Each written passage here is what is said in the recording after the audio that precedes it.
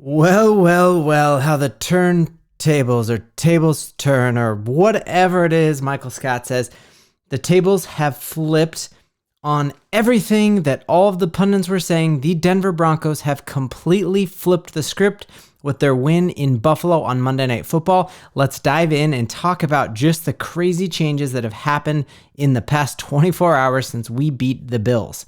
So I think one of the first things that is immediately comes out as a major flipping point is just the notion around Russ being cooked versus let Russ cook. We now see that he is leading the NFL in fourth quarter comebacks. He outplayed the MVP of the league in Josh Allen and in Patrick Mahomes in back-to-back games.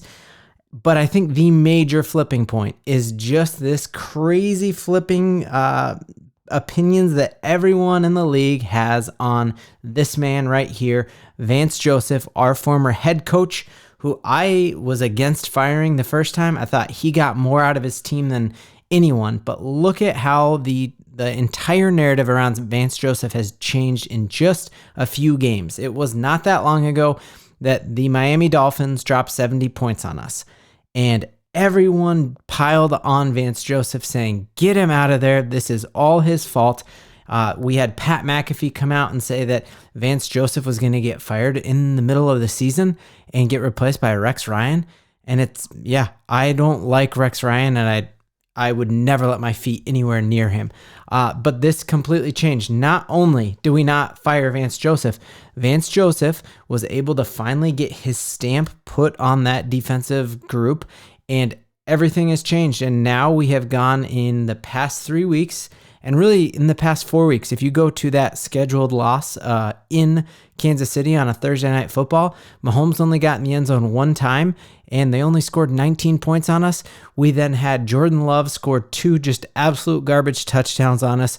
We kept Mahomes out of the end zone the next week.